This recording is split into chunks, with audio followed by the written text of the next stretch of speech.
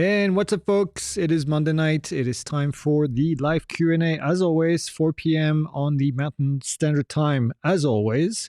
And yeah, it's last week before Thanksgiving. How exciting. I didn't realize it was Thanksgiving until last week when I finally dawned on me, shit, it's next week. So here we are. I hope all of you are going to be safe. Make sure you fly responsibly before you get to the adult beverage. But anyways, here we are. I see a bunch of folks already in the live, so I'm going to say hi and then we'll get to the question. If you're new here, we spend the next hour talking about drones and answering all of your questions. So if there's something that's unclear about drones, put them in there. I'm sure there's going to be questions about the DJI shenanigans, and yeah, we'll try to answer those as best as we can. Although if you were here last week, nothing has changed that I know of. So status quo on the DJI stuff, and then we'll see what happens. All right, let's say hi to Richard. Richard Hooker is here, number one today. Curtis Warren, Eric Refschneider. We have Juan Ricardo Peñas is here. We have Cajun Greenman. Who else do we have? Ron, I know I said that already. Pilot Institute is here. That would be Jason. He's in the back room, filtering through your comments, giving them to me in our Slack channel so I can answer those in a minute. We have Leo de Cardonas is here. Richard, I said that. Joshua Kamen is here. Hockey Fan 124. We have Jillian, our own Jillian from the community. We have Minot, Engineer Drone Services. We have Just Johnny 2012. Gus is here quite often. We have Fire Chief also here quite often. STL Woodworker, also regular. Sergio de la Garza. All these names are familiar. Ralph Bruce is here. Alan, Jiff Schlusserman. We have Sudbury Drone. Sorry, it's hard sometimes to read the new name. YouTube somehow changed the way that names are displayed in here. I only see usernames. I don't see the actual name that you have on the thing.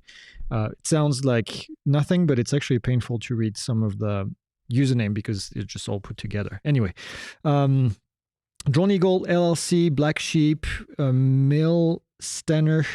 We have, or Mills Tenor, I don't know. Oh, from Mesa, what's up? We have Loca, Bear Necessities, Aerial Photography, Steve A, Cloud Camper, Double J. We have Ed Rooflet, where did he go? Ed, who is is back in the US. I know Ed was traveling for a while. He was in Ireland for a while, I think in Italy as well. Always telling us where he came from, when he could join. We have Flying Brian, Vic, our good old friend Vic Moss. Just spent about an hour and a half with Vic in a meeting not too long ago. We had matching shirts for a while, not PI shirts, but beautiful plaid red shirts. We look funny because we look like we were twins. What else?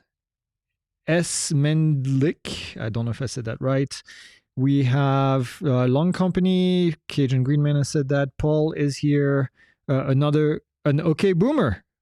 I haven't seen an OK Boomer in a while, I feel like. Trucker, Don's Workshop, Kuda. We have Dwayne Thompson, who's here quite a bit as well. Who else? Good stuff. Greg, another Greg. S. Bonnet, John Man Murphy, the Realty Brigade, and I think that might be it. Dario is here as well. Vic, we forgot to talk about the drone that was shot over the weekend. We've got we said we were going to get on a phone call. Let's do that tomorrow. Apparently somebody was shot. Well, no, somebody's drone was shot. It was a Matrice. I actually don't remember the model. I saw the pictures. Shot straight through the battery, which is not cool. And then they found the guy. Well, they didn't found the guy. I think the guy identified himself as shooting the drone and said he was going to pay the drone back, as he should. But anyways, we're going to have more on that story this Friday in News Update. So good stuff, good stuff. Well, not good stuff, but yeah, stuff. All right, Ricardo has a question. He says, thanks for all the information and videos. I have two questions for you. Is it legal to buy the Neo 2 or the Mavic 4 outside the United States and fly it in the United States? Yes, it is. The only thing that you have to make sure that you do is that you register the drone with the FAA when you come back and fly in the US, if it needs to be registered. The Neo 2, if it's flown recreationally, does not need registration, but if it's flown for Part 107, it would. So, but yes, you can absolutely buy a drone outside the US and fly it in the US. What are your thoughts on the news that Florida is to use hundreds of confiscated drones as target practice for the U.S. military? They've been doing this for a while, unfortunately. I think there's much better use for these drones. There's a lot of public safety agencies outside of Florida that could be using that equipment for good, for finding people that are lost, because they don't have the budget. A lot of volunteer search and rescue organizations that could also be using this. So if you're a public safety agency and you're watching this in Florida and you are going to be using these drones to target, maybe rethink about it and think about your public safety brothers and sisters out there that could be using these drones for actually something good, something where they could save lives and the community's lives. So that'd be good. Is there any way that Brendan Carr, so Brendan Carr is the FCC commissioner, and other commissioners on the FCC to drop their crusade against DJI and said that there's better things to do keeping the airwaves clear of foul language on TV? Well, yeah. How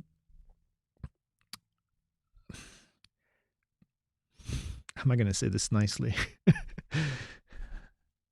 I don't think there's a way to get corrupt politician to not be corrupt. That's just the way that it is. And I don't think Brendan Carr has had DJI in his visor in his crosshair for a long time now, even before. So if you don't know the story, he was commissioner before, left, and then came back. And even before he left, he had that, in his crosshair. So I don't know there's a way to change this person's mind, just like there's no way to change other cronies in his surrounding about all of this. So no, I don't think that's going to happen. Do you have a referral link to give to friends for the Part 107 in exchange for credits on future course purchases? Typically, we do this with folks that have that have channels. We don't do it just for individual people. We do it with folks that have a reach, typically a big reach. We do have a reseller program and I don't remember the name of it now, an influencer program if you want to call it that. But yeah, you can reach out to us and we'll see if you qualify for it. I'm thinking about getting a DJI Goggle 3 for my Mavic 3 Pro. Should I wait because of the potential ban? If it goes bad, will I be able to get it? So here's what we know about the potential issues that DJI is facing. At the moment, unless something happens, on December 23rd, DJI will be added to the FCC entity list. I keep calling it the entity list, but I think it's got another name that's more official than that. But anyway, when they get added to that list, they will no longer be able to get future drone models approved by the FCC. So that does not affect any of the drones that you currently own that have been FCC approved already. Okay? Those are the things that we know almost for a fact because these are written in the NDA, the 2025 NDA language, the National Defense Authorization Act. So that's coded, that's codified, that's basically going to happen. If DJI does not get audited by December 23rd, which it looks like they will not, unless something changes and there's an extension granted or something else happens where that language is modified, which I'm not super positive that it will, then DJI will be added to that list, at which point new models will not be able to be approved. Now, what happens to your existing models? There's no language at the moment that is written anywhere that threatens that equipment from being not usable in the future, okay? So if you buy a DJI, whatever it was here, goggles for Mavic 3 Pro, then there's no reason that this would be banned based on the language that we currently have seen passed through stuff. Now, could other things happen in the future? possibly, but at the moment, the certainty that we have is this. If you ask me what I think the likelihood that the FCC retroactively bans DJI drones, drone models, they would have to do it model by model, is slim to none, just because of the implication that this would have with the community and with the nightmare, the PR nightmare that this would be. Not to mention the possible need for reimbursement for people, and a bunch of other things. So I don't think that's on the agenda. That's all I'm going to say. Double J78 says, I'm from Canada. Our international remotely piloted aircraft system licenses here recognized in the US. They are not, or do any other countries share licenses privileges? Not that I know of. So it's, there's no real standards when it comes to certification of drone pilots. Interestingly, we have them on airplane. You can fly an airplane in Canada and come back to the US, show your license, do a little bit of paperwork, and then you'll be issued an FAA private pilot certificate. I don't know why we can't do it on the remotely piloted side of things. It makes a lot of sense to me, but yep. That's all I'm going to say. I'm trying to bite my tongue. Is there any curated resources for discovering foreign countries' regulation when desiring to fly your drone as part of your travel? This is tough. This is tough because we know that our regulation changes quite a bit. And keeping track of regulation from all of these countries is very difficult. Now, a friend of mine, her name is Sarah Nilsson. She is an aviation attorney. She's actually a professor at Embry-Riddle here in Prescott, Arizona. She was one of the person I work with when I worked there. And she has a book that she keeps up to date that is available for free. Now, I'm going to have to find the link to the book. I don't have it handy. I'm sure Jason can look for it, but it's published. She updates it when she finds new things, and that's probably the best resource available out there for foreign regulation. The one thing that I would say is always go to the equivalent of the FAA in that country's website and then find what the requirements are. Typically, you'll be able to use Google Translate to translate the page kind of live automatically, even if they don't have a page in English, and then be able to find what the requirements are. At the end of the day, all of these countries, they kind of copy paste the regulation from each other. And so there's always like a little bit of local flair, if you want, to it, but most of them are based on the same key concepts of things that you can and cannot do. What I would be really worried about, not really worried, what I'd be more worried about is figuring out where you can and cannot fly in that specific country. What are the places that, like in the US, national parks, you can't fly in national parks. So find where those places are where you're fully restricted so you don't get in trouble, so you don't end up in jail, so you don't get your drone confiscated. Some countries don't allow drones at all to enter the country. So when you show up with your drone in your suitcase at the airport and they go and they find it, they're likely going to confiscate it. And sometimes just bringing it can land you in a world of, a world of trouble. So, yeah, do definitely do some research, but if we can find Sarah's book, that would be awesome. All right, next. Can I get my class 3 medical certificate with sleep apnea? Ooh, I don't know the answer to that. So the good news is there is a bunch of resources on the FAA website. There's an FAQ as far as the things that are disqualifying events. I doubt, I'm not saying 100%, but I doubt sleep apnea is one of them. They're typically more interested in other things, like your heart condition or your diabetes or whatever it is. So yeah, I would definitely look at that. I activated my drone last night and attempted to purchase the DJI Care, but discovered the program is discontinued in the US. Any suggestion for drone protection? Yeah, drone insurance is probably the way to do it. You know, get hull insurance, it's called, HAUL, and then you'll be able to do it. Oh, Jason found the link. Awesome. I'm waiting for Jillian to put the diabetes GIF in the chat. internal joke. But yeah, DJI Care Refresh. I would look for insurance, and then get covered that way if something happens to your drone.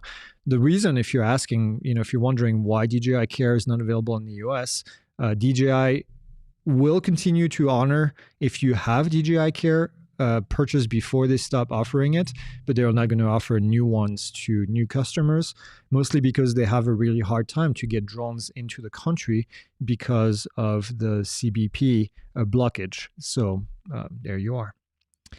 Someone recently in Buffalo, New York, lost their drones over Lake Erie. They were within 3 nautical miles of the maritime border. Was that not permissible? I tend to be a drone Karen. No, there's no. So around the country, there's this thing called the ADIZ, the Air Defense Identification Zone, and I like to kind of explain it as the 3-dimensional border of the airspace. So you technically cannot pass the ADIZ without having approval, but if they were 3 miles away from that, then nope, they'll be fine. Okay. And don't be a drone, Karen. Ben O.B. video. Wait, is that our Ben? It is our Ben. Where can I find information about local state law to fly out of state like in Louisiana? There's a great place, which is the wiki page.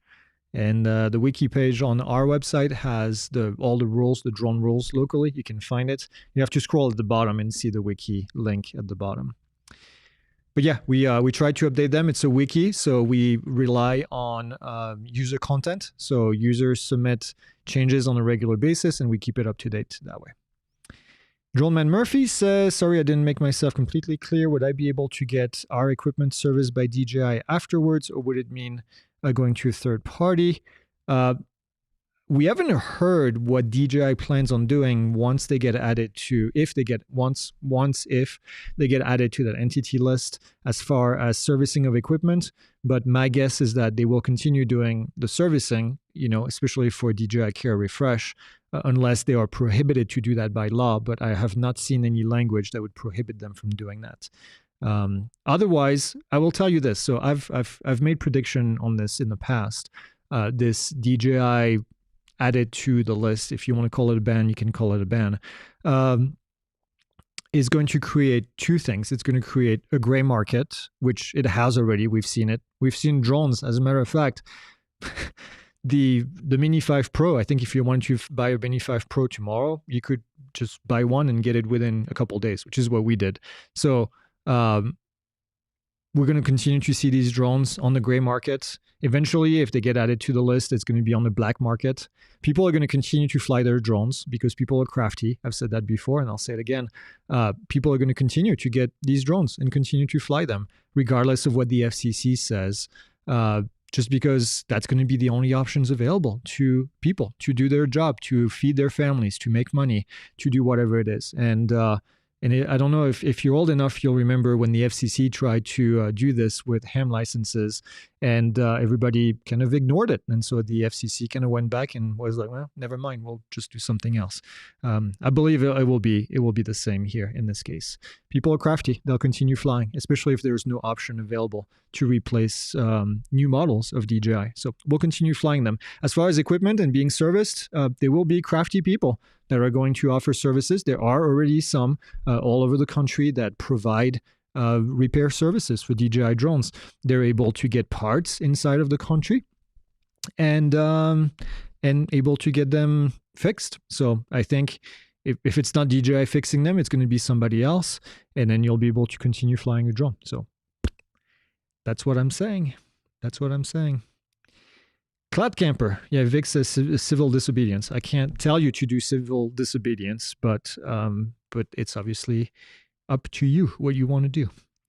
I've heard that even updates from DJI could also be banned. I certainly understand that DJI won't do this on their own. I don't know how they would ban DJI updates. I have not seen that language in the NDAA stuff. So I don't see that happening. But also I'll tell you this, DJI updates, I mean, as good as they are with keeping up with equipment, once you have had the drone for a couple months, the updates are minor, typically minor. And I'm sure you'd be able to go with a VPN, log into a different country. Again, people are crafty. You can bypass geo restrictions these days for anything on the internet. I watch Formula One on a Belgium website every couple weeks because that's the only way that I can get access to the feed. And that requires being a Belgium citizen, which I'm not. So don't report me. But yeah, that's how it works. So anyways, any inside updates on the DJI Avata 3? Not that I have seen, or not more than what we've talked about in the past. So no recent update. Mark says, I recently purchased a Mavic 3T thermal. Okay. Is the built-in beacon light on top sufficient for night flying? And yeah, so that's interesting. DJI does not clearly state whether or not that light is visible from 3 statute miles. So you'd have to do internal testing.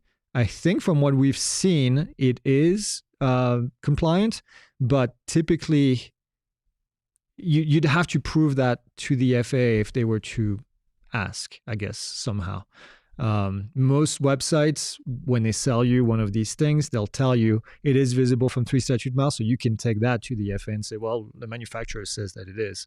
But yeah, I'm pretty sure that's one of the one. I don't remember if it's one of the one that we tested. I don't think it was, actually. Anyways, yep, that's the official answer, I guess. How do you think AI will change drone training in the future? I mean, I think it's going to make it easier to learn in general, to learn things. You're going to have access to tools, which we may or may not have been working on, that are going to help you with getting custom training to learn topics more easily. As far as drone flight training, I don't know. Other than having an AI assistant on board the aircraft to help you fly the aircraft. But at the end of the day, flight training is all about hours and repetition and scenario-based training and doing all these things in person. So yeah, I think stick time, I don't think AI is going to replace stick time other than replacing the pilot completely by automating missions, which is definitely unfortunately coming to a certain extent. But for people that are going to fly for fun, that's I mean, you're not going to fly with AI because what's the point in doing that? So you'll be flying manually if you want to do that. Just like autopilots, have made things easier in the cockpit for manned aircraft for the last, I don't know how many years we've had autopilots. But yeah, that's kind of where we're going. Can you reiterate process flying Mini 4 in class Delta, LAANC, authorization, geofencing, anything else? Yeah, class Delta is going to require LAANC authorization for sure. Doesn't matter what drone you fly. Any drone of any size, of any weight, is going to have to get LAANC approval.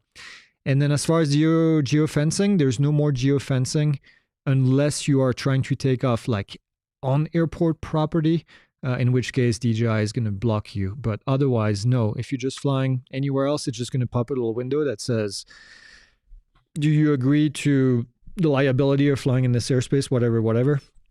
Click yes, and then you're good to go. So, but yeah, LAANC approval, and make sure that you respect the height limit that you're getting in LAANC. So if you fly up to, if you're approved to 200 feet, you can only fly 200 feet above ground level. That's it. Sparky's here. I guess we can get started. Welcome, Sparky. Okay, next question. We got more questions in chat. Okay. I have a family member currently in Japan. Any issues with them bringing a DJI drone back for me when they come home? No, it should not be an issue. We just talked about this with Ken, though. Is there an issue where you can't update the language? Vic, is that what we said? I don't remember. Vic was part of the... Vic was part of the discussion. He'll tell us in a second here when we get to that live. But yeah, I think there's a limitation on the controller language, and I don't know that the other languages are installed. I think that's what the problem was. Anyway, we'll see. We'll see what happens. Vic says DJI doesn't block you on airport property. Ask me how I know. I think there are still some areas where DJI blocks, and I think it probably depends on the airport, but I'm pretty sure one of those when you're really close to the airport. Yeah. So yeah, I think to go back to the question about Japan, I think it's all, I would do a little bit more research to make sure that the English language is available on the controller before they send it back to you or before they bring it here. Boop, boop. Okay. I've seen a few more questions. Is the gray market a grocery store for space aliens? Yeah, something like that. It depends. If they're green aliens, then it might be the green market. It's better than the green. Well, no, I won't get there. I said I was going to be nice. I'm going to be nice. Okay. What is the airspeed velocity of an unladen swallow? Yes, is the answer. 12. Okay, any more questions? Put them in the chat, and then we'll go ahead and answer them. I can't believe we've already answered all the questions. Must be very efficient tonight. What's happening? Oh, there's still a lot of people watching. Not a lot of questions, I guess, once we get past the DJI. What about from Australia? What, unladen swallow from Australia? Or, oh, I think they have English in Australia. It's kind of a weird English, but I think you'll be fine. Do you recommend any US-based DJI sellers? No, there's a few out there. You can, I mean, I have a list of folks that we deal with on a regular basis. You have,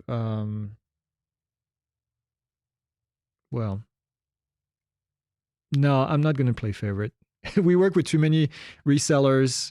There are a few that I do like more than others, but I don't want to play favorite. Find one that's near you and that's going to help you get the right tools. We do work a lot with Drone Nerds and with Gresco, so that might be top of my list. But there are others as well.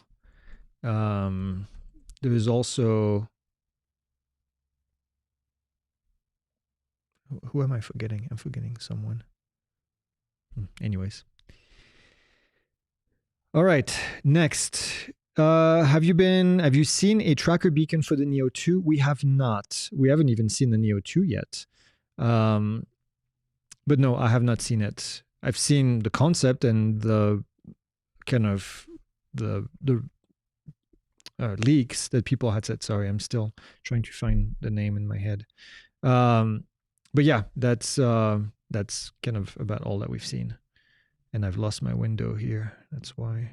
Oh, there it is. Okay. Woo. Next. Here in New York City, there's a huge area where you have to have FAA permission to fly through the app. In between LaGuardia and JFK, maximum height is 200. Yes. So be careful flying in New York City, because there's a lot of areas that are you're not allowed to fly you're not allowed to fly at all, not even just up to 200. 200 is not bad in that area for sure, if you can fly there. What's the most consecutive days in a row that you have flown a drone? Ooh, that's a tough one. Not a very impressive number, I can tell you that. I don't get to fly every day, unfortunately, because I don't do this for a living. I'm not a service provider, so I don't get to fly. When I get to fly, it's usually to test drones, to capture footage, to go record footage with the team. But yeah, it's not really consecutive days usually. It's just, yeah, that's just the way that it is. Just like I don't get to fly airplanes every day. I wish I could, but I have a lot of duties, unfortunately, that I have to attend to. Where do I find more about sleep apnea and the FAA? Search online for FAA medical certificate standards, and there's an FAQ that you can find online pretty easily. And then it'll be able to tell you exactly. I bet you AI can probably even give you a pretty decent answer on that, but I would definitely verify. And then the regulation, part 68. Oh, no, part 68 is basic med. Regulation, let me find it for you. Part 61, no, that's not it. Yeah, there's, if you search, you'll definitely be able to find. There's an AME guide. There's a bunch of things available on the FAA website, and it's not hard to find. So I would definitely go and dig a little bit. I'm sure this question has been asked before, but not today. But recently, my homeowner association passed the rules that all but prohibits the flying of drones on the property. Are they legally allowed to do that? So I'm going to say it depends. They can.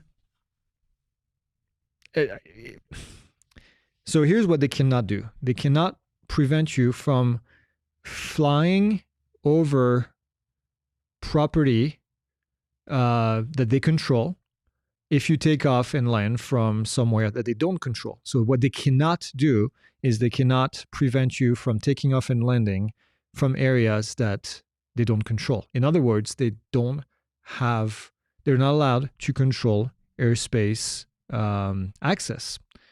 So that's as simple as I can put it, basically. If they're trying to tell you that you can't take off and land from your own property, I don't know how that works because I hate HOAs with a passion and I don't live in an area that has HOAs. But if it's in the bylaws that they can control what you do on your property, then it is possible that they could prevent you from taking off and landing from your own property, which is mind-blowing to me. But then again, they can prevent you from painting your door blue because they decided that they don't like blue. But what they cannot do is they cannot prohibit you from taking off and landing from areas they don't control, and they cannot prohibit you from accessing any sort of airspace, even if it's over their property. But yeah, Sparky is right. Public roads and easements are usually out of bounds for HOAs, although I have seen a couple HOAs here in Prescott that do own even the streets in that community. So Vic says if the street or the sidewalk are maintained by the city, they are not HOA property. Yes, so that must be the case. They must be maintaining, in this case, the streets themselves. But yeah, again, like I said, it depends on what kind of HOA you live in. Now, as far as your own property, like I said, I think it's also going to depend. So yeah. Also, James has a good point on that. If it is airspace that requires authorization, then you do need to get authorization from the FAA to do this. But yeah, good stuff. Let me know if you have a follow-up on that one. What is your unbiased opinion on your waiver course? Thinking of getting that with the LiDAR course on Black Friday. Yeah, so I'll tell you why we made the waiver course. We made it because the FAA website is a bit of a pain in the butt to navigate the waiver process. And we have a lot of experience, by the way. We do waivers for customers, for a lot of them. We've done quite a few complex waivers. Jason is actually our expert in the waiver process. And so we've done this enough that we've seen what it takes. And we wanted to kind of simplify. We did what we hoped the FAA would do, which is give you more guidance on how to submit these waivers. So we tell you, how to find the information, where to find it. And then we kind of go over all of the requirements for each of the waivers individually in the course. So, I mean, the way I look at it, any of our courses, if it saves you an hour or two of your time, depending on how you value your time, then this course will pay for itself. I mean, that's the bottom line. We've done the work ahead of time. We're able to provide it for rather cheap because of volume. And so, and if you don't like it, we always have a 30-day money-back guarantee. So if it's something that you think is not answering your questions, then you can, always get your money back. So yeah, it's any of our courses are very low risk, because if you don't like it, we'll give you the money back. And we'll also take your feedback to make it even better. Do you need LAANC to fly recreationally with the DJI Neo? Yes, you do need LAANC for anything and everything that flies in airspace that requires LAANC authorization. So there's no lower limit of weight on these rules. Boop, boop. Are the Mini 4 Pro batteries compatible with the Mini 5 Pro? And the answer is yes, but not the other way around. So the Mini 5 Pro's batteries somehow cannot get in the Mini 4 Pro. DJI, if you're listening, please change that. If you can put the batteries in from 4 to 5, you should be able to do from 5 to 4 as well. I don't see why you couldn't, unless the new batteries are less powerful. I don't know. I don't remember the difference. Well, yeah, we've tested it with ours. Next, if I get LAANC approval, does it cover other people flying my drone or just me? LAANC approval is personalized to you as the pilot. So unless you are supervising that person as the pilot in command, so you continue to act as pilot in command and they're operating as a pilot manipulating the controls, then you need a LAANC approval per person. Good thing is it's free and it only takes about 30 seconds to do. So I would do one per person. Ooh, the questions are coming now. Passed my 107 in December 2023. Changed my address in April 2024. Airman inquiry page says that my certificate was issued in April of 2024. Is good for 2 years from that date now? Question mark. No. Currency always has to do with when you took the test or when you took the recurrent test. It's not based on when your certificate was issued. That's actually a really interesting question because the day that you take your test is the day that your 24 calendar months currency starts, not the day that you receive your certificate with the date on it. Because like you said, if you change your address, for example, they're going to reissue a certificate and they're going to reissue the date on that certificate. What matters, if you read the regulation, I don't remember, 107, whatever it is, you will see that it is based on completion of that exam. I know everyone just looks at the date on their certificate because the first time you get it, it's close enough, but in reality, it's whenever you took that test, that initial test and that recurrent test, that's what starts the clock for 24 calendar months. And it's not 2 years, careful, it's 24 calendar months, which is a little bit longer than 2 years in most cases. Cloud Camper says, I have a Mini 4 Pro. I want either the Mini 5 Pro or the Air 3S. Which one do you suggest? If you have a Mini 4 Pro, I would go with the Air 3S for sure. Having the 2 cameras, having the ability to zoom without losing any kind of quality is definitely good. To me, the Air 3S is still one of the best platforms for anybody who's either starting, trying to get it to the next level, trying to start a small business and just doesn't want to spend a ton of money just yet. It's the perfect platform. We have friends that fly these commercially that bought the Mavic 4 Pro and then went back to the Air 3S because it was actually easier to use and still provided a great quality. What would you tell us about maintenance of propellers? Any tip on frequency or method of servicing? Replace one prop, the pair, and all. I would do a pre-flight before every flight. I would run my fingers along the edge, just like I do when I fly our airplane. I run the edge around the propeller. I look for, cuts and things that don't look smooth. And then, unlike our airplane, if there is anything that's not looking good, I would just change the propeller. I wouldn't even try to fix it. As far as frequency, we fly drones that have old propellers because there's no real reason to change them unless they've been outside in the weather and they're starting to crack, which I don't see anybody doing that to their drones. But yeah, I would just do my pre-flight, make sure that they're good. And if it makes you feel good, props are pretty cheap. If you want to change them every year, every 2 years, not a terrible idea. But yeah, and then as far as replacing all of them or just the pair, I would just replace the ones that are broken. That's it. I'm still confused about drones that are operating over people. Well, the rules are pretty straightforward.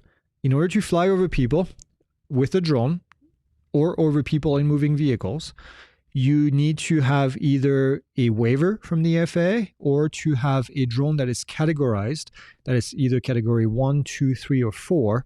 Depending on the type of category, there are restrictions, and depending on the type of category, they are also easier or harder to meet. There's only one category that is self-approved, which is category 1. You need to have a drone that's under 250 grams and that has prop guards or propellers that don't cause laceration, which, you know, are fairly rare if you want a good quality camera on them. And the weight is calculated with everything on board of the aircraft. So if you put prop guards on Mini, for example, even though the Mini without prop guards is 240 some grams, with prop guards, it takes it over 250, so it no longer qualifies as a category 1. Or like I said, you can get a waiver from the FAA to do this. And there's a waiver process available. And no, you cannot transition over people, even if it's going from point A to point B, if you don't have a categorized drone or if you don't have the proper waiver. I know that information is out there some places, but it's incorrect. And so anytime you're going to fly over people, it doesn't matter if it's fast, short, long, whatever it is, for however long, you need to have a waiver or a categorized drone, period. How do I know if my Part 107 license is still active or not? It's been 3 years since I passed the test. So if it's been 3 years since you passed the test and you haven't done anything since, your certificate is always valid. It doesn't expire unless it's taken away or you surrender it to the FAA. And your currency is what expires. So your currency expires after 24 calendar months. If you want to get current again to exercise the privileges of your certificate, then you need to go and take a test for free on the FAA website. It's called ALC 677. And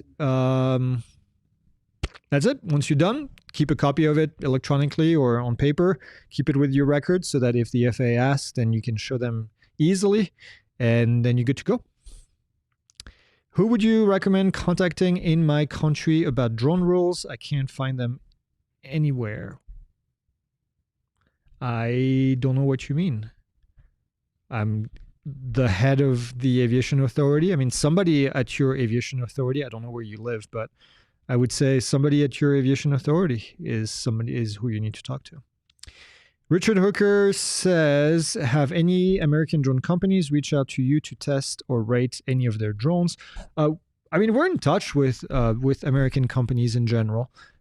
Typically, we get these type of drones through resellers that we work with. To be clear, there's no American companies at the moment that are doing consumer drones. And so typically when we review American drones, we review larger drones that are designed for a very specific topic, a very specific vertical. And then we create a deep dive.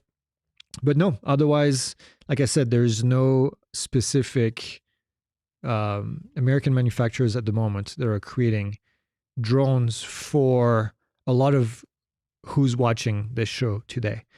Which is also why we've been very vocal about this, because a potential, prohibition on DJI, on new models of DJI, would damage this industry very much.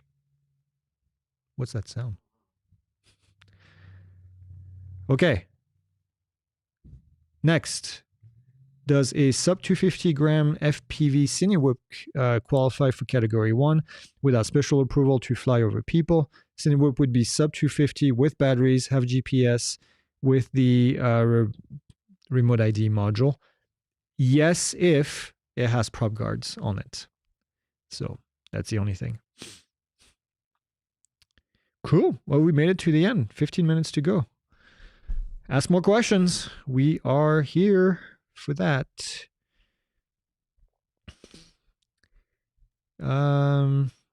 We posted links to Vic's article on the Drone Service Provider Alliance. I'm going to give them a quick shout out because they do a lot for the industry when there's not, unfortunately, a lot of representation for the largest group of pilots that are flying in the airspace. The largest group of pilot is recreational users, followed by DSPs, drone service providers. And unfortunately, unfortunately, we're lucky, let's put it this way. that Vic and the Drone Service Provider Alliance is the group that's representing drone service providers. So if you can support them, it gives Vic the ability to hire people to help him in his quest and his team to get in front of legislators, to do a lot of things that he does in the background to help all of you out there, as you try to fly your drone as a small service provider. Unfortunately, unlike large companies that have the ability to hire lobbyists and give them money to go and kind of push what they need, there's not any other group other than Vic that does that with the Drone Service Provider Alliance. So yeah, support them, help him represent you, tell them what you need, tell him what you need. When Vic has something that he wants to push, help him and get, in front of your legislators to talk to them about your issues. And I think the grassroots effort is the only way that we're going to be able to beat some of these slimy lobbyists that are out there, and they know who they are. Chris Tuffer says, I'm eyeing the photo and video masterclass sale. What is the number one mistake that you see pilots make that cause their footage to look generic? And what is the quick fix for it? Yeah, there's several things. Camera movement, I think, is probably the biggest one. Boring camera movement or no camera movement whatsoever.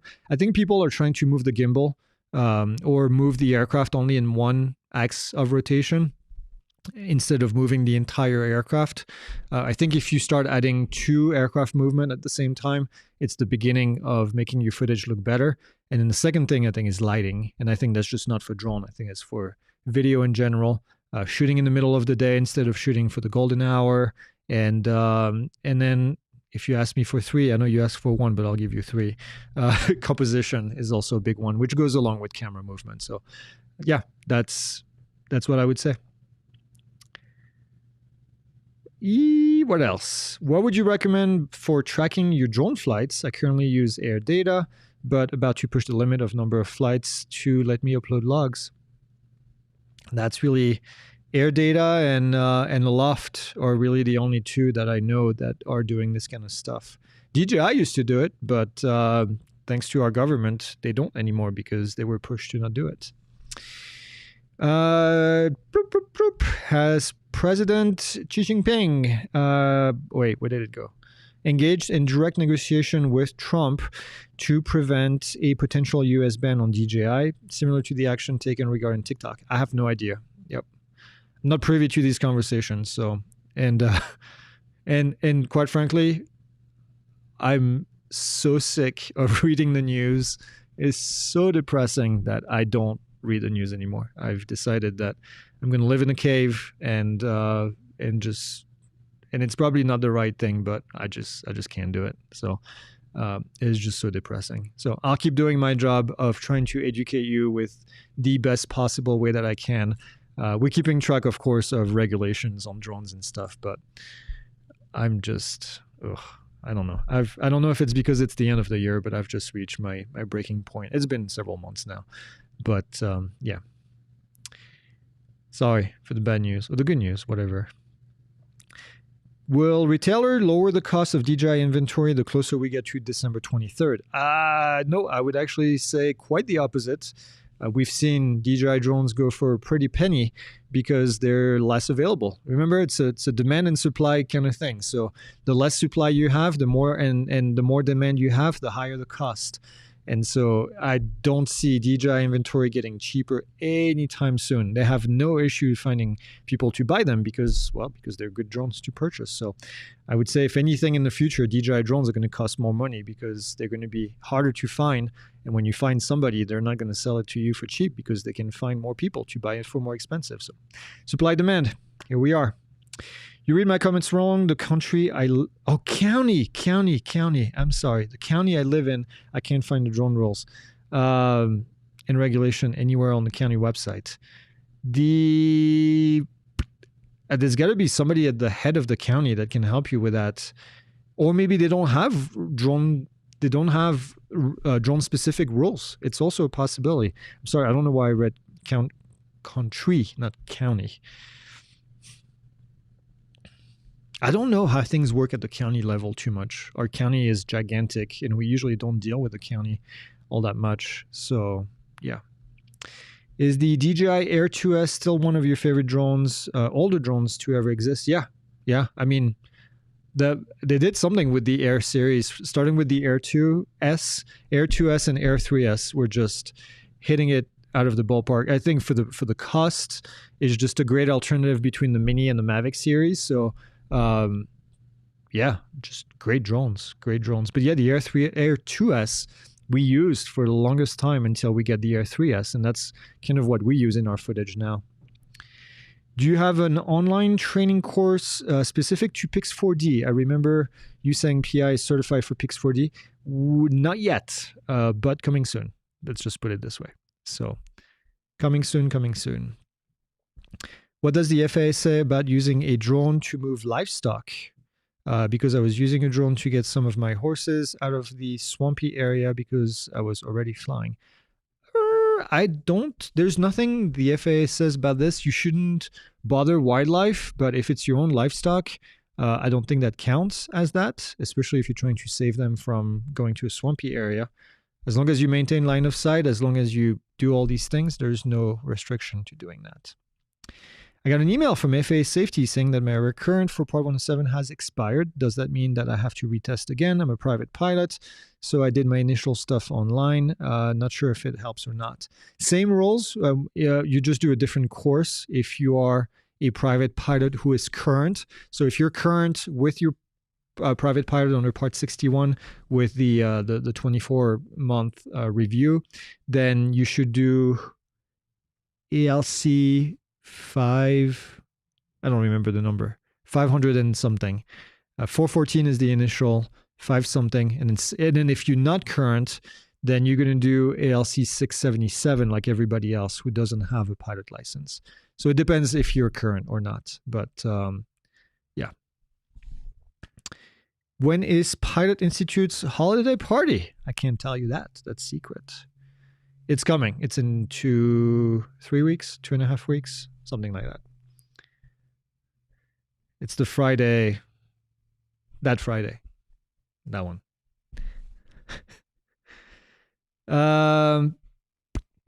Employees only.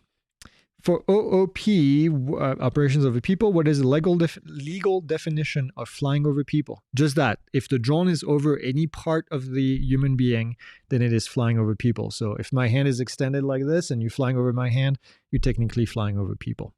How far from people laterally? There's no distance laterally that the FAA says, but think about it this way. If you were to lose a motor, a battery, or whatever it is, and cause the drone to crash as the drone is moving forward, then what's going to happen? The drone is going to continue going forward, right? Because of momentum. So you got to be at a distance that's high enough that if that happens, then you don't hit someone. Because as soon as you hit someone, it means that you were over people. At one point, you were over them, and then you get in trouble. So. Camper Mechanic says, do you know much about the Autel Evo Lite 640T? And if so, what is your opinion? We don't. This is kind of a drone that came out without any fanfare. It just kind of came out, and then we haven't been able to test it. So I don't have an opinion. I have to say, Autel drones are typically pretty good quality. The Lite was a good platform. Better than the Nano. I hated the Nano for some reason. But I think also because we got an early model and it wasn't working well. It was just a painful drone. The Lite was pretty good. So Lite 640, I mean, they always had pretty good cameras for thermal. And so that's all I can say. But I haven't seen many reviews on it, again, because it really kind of came under the radar and it never really made a whole lot of noise on that. Speaking of drone noise, my DJI Mini 3 seems to make less noise while it's climbing. Then back to normal amount of noise when climbing stops. Am I crazy? Or is there any aspect of motor prop? I don't know. Typically, no. Typically, it should make a little bit more noise when the props are going faster. That doesn't make sense to me. Does unpaid volunteer work still require Part 107? Yes. Anytime you're not flying for recreational purposes, it requires Part 107, regardless of money being exchanged. If you tell your church, I'm going to do this footage for you for free and you can put it on the website, that's no longer recreational. So recreational is just that, just flying for fun, just for yourself, and just, think about going to the park with your kids to fly the thing, or going to the local AMA field and flying your fixed-wing aircraft. That's recreational. But beyond that, anytime somebody says, can you do this for me, or you work for somebody else, you fly for somebody else, then it kind of all of a sudden becomes Part 107. My county has an airport 20 miles from me. I'm just wondering if my DJI remote kind of makes it sound like the county won't let me fly at night. No. Nope.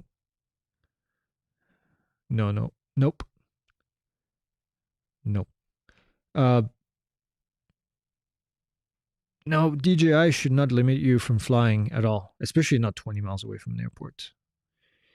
I know you have to stay 2,000 feet horizontally from clouds. How do you measure that, and how do you tell that you're 2,000 feet away? There's no real easy way to do that. I mean, it's the same thing when we fly aircraft. It's a gut feeling. Not that, you just... Yeah, you can't tell. No, it's very difficult. You just have to kind of figure out, how far is 2,000 feet. Maybe put it in miles to see what's 2,000 feet in miles. Think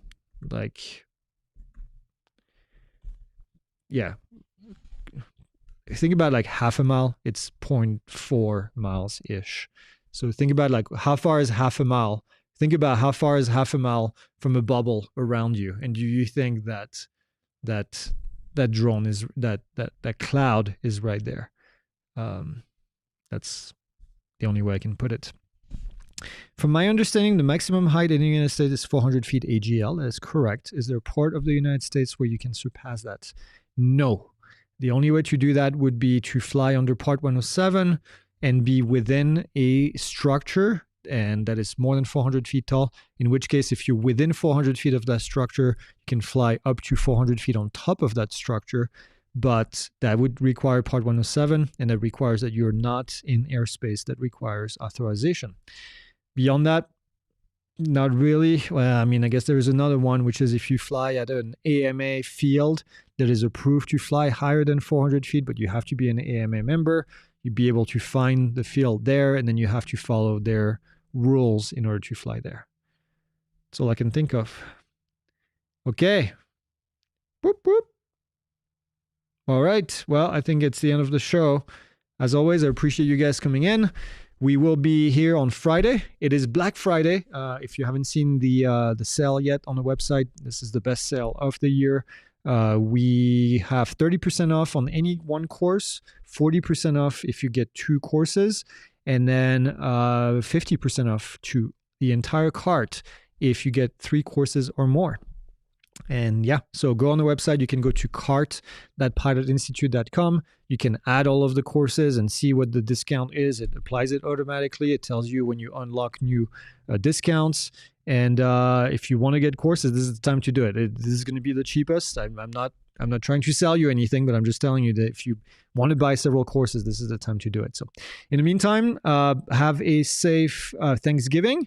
Go get some footage, get some turkey, get some mashed potatoes. Don't choke on it unless you work for one of these lobbyists. And otherwise, we will see you on Friday for news update, and then the next Monday for Cyber Monday. And we will have another live show with live Q&A. See you then.